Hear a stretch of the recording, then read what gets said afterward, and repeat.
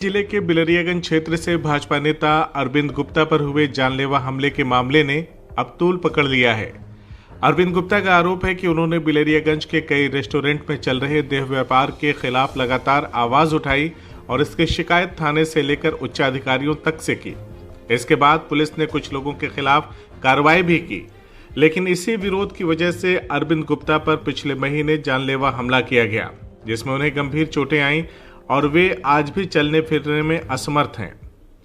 अरविंद गुप्ता का कहना है कि हमले के बाद पुलिस ने उनके बयान पर मुकदमा तो दर्ज किया, लेकिन अभी तक किसी भी आरोपी की गिरफ्तारी नहीं हुई।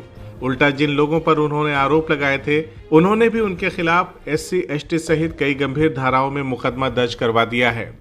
गंभीर आरोप लगाते हुए भाजपा नेता अरविंद गुप्ता ने कहा कि मैं पिछड़े वर्ग से आता हूं, इसीलिए मेरी पार्टी के किसी भी नेता ने मेरी मदद नहीं की। उल्टा आरोपी सवर्ण समाज से हैं, जिनके पक्ष में पार्टी के लोग खड़े हैं। मुझे संगठन से कोई समर्थन नहीं मिला।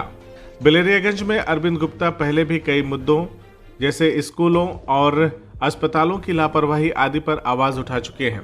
हालांकि उन पर यह भी आरोप लगते रहे हैं कि वह थानेदारों को भी धमकाते हैं और धमका कर उनसे अपनी मनमानी बात मनवाते हैं।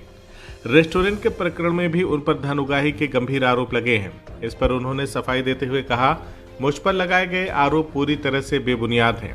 रेस्टोरेंट संचालकों ने मुझे 2 लाख रुपए और 2 AC देने की पेशकश की थी, जिसे मैंने ठुकरा दिया। इसी बात से नाराज होकर उन लोगों ने मुझ पर हमला करवाया। बता दें कि बीते 11 जुलाई को अखिल भारतीय हमारा समाज पार्टी के नेता शैलेंद्र राजेश गुप्ता के नेतृत्व में अरविंद गुप्ता ने मंडलायुक्त को ज्ञापन सौंपा और निष्पक्ष जांच की मांग की। उन्होंने कहा कि मैं केवल सच के साथ हूं, मुझे न्याय चाहिए। प्रशासन और संगठन दोनों ने मुझे निराश किया है। अब देखना ये होगा कि प्रशासन अरविंद गुप्ता को न्याय दिलाने के लिए क्या कदम उठाता है। मेरा नाम अरविंद गुप्ता है। मैं वर्तमान में जिला सह संयोजक नमामि गंगे जनपद आजमगढ़ के पद पर कार्यरत हूँ।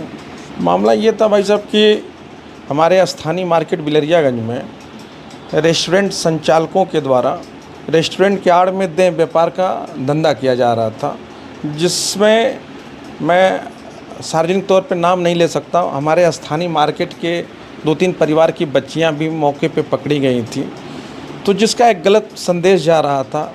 मैं ये समझ रहा था कि आज मार्केट के 3 घर की बच्चियां मिली हैं और जो भी लड़कियां आ रही हैं वो भी किसी के घर की बहन बेटी हैं। लगभग 20 से 25 जोड़े प्रतिदिन उन रेस्टोरेंटों में, मैं तो जहां बैठता था उसके जस्ट बगल में ये सीन देख लेता था।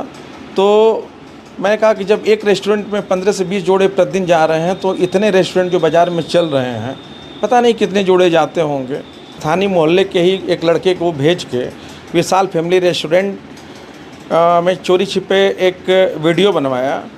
पूरे रेस्टोरेंट का वीडियो बनाया। नीचे तो बैठने की व्यवस्था है, लेकिन ऊपर जो कमरे की व्यवस्था है, कमरे में जो बेड लगा हुआ था और दोनों कमरे में बेड लगा हुआ था। एक में डस्टबिन में आपत्तिजनक सामान कांडोम बिखरा पड़ा था, एक कमरे में ज़मीन पे बिखरा पड़ा था। तो ये चीज़ें ट्विटर हैंडल पे शिकायत की गई। उस शिकायत के आधार पे इस पर 1076 पर भी शिकायत की गई थी। तो ट्विटर हैंडल वाली शिकायत को उच्च अधिकारियों ने संज्ञान में लेके कार्रवाई की, जिसमें SDM सगड़ी महोदय और CO सगड़ी महोदय ने औचक निरीक्षण किया। तो मैं 3 रेस्टोरेंट के नाम से शिकायत दिया था, लेकिन ये टीम नगर के कई रेस्टोरेंटों में छापा मारती है, जिसमें 13 जोड़े कपल आपत्तिजनक स्थिति में पाए जाते हैं।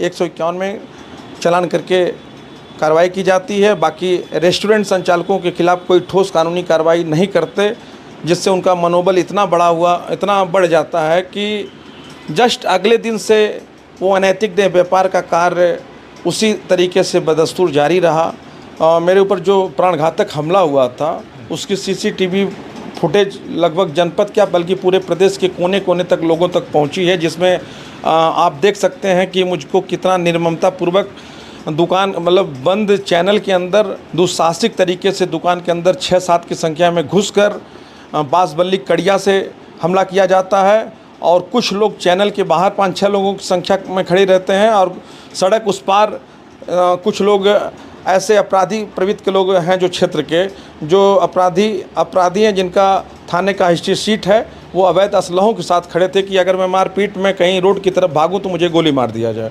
तो ये लोग मुझको अंदर मार के बाहर घसीटते हुए लाते हैं। बाहर आप वीडियो में देखेंगे कि मुझको बाहर मेरे पैरों पे मतलब बल भर बांस और बल्ली से मारा जा रहा था, जिसमें मेरा पैर फ्रैक्चर हुआ, मेरे सर में गंभीर चोटें आई और मेरे आँखों में चोटें आई, मेरे पीठ पर चोटें आई। मेरी आँखें उस दिन बंद हो गई थी, फूल के गुम्मा हो गया था और सर दाहिने साइड सर में मुझे इतनी चोट लगी थी कि मैं कम से कम 10 दिन तक रह रह के बेहोश होकर गिर जा रहा था। और आजमगढ़ जनपद के भाजपा नेताओं में कुछ नेता एकदम खुले तौर पे जाति मानसिकता का तांडव करते हुए बजाय पीड़ित की मदद करने के आरोपियों की मदद करते हैं।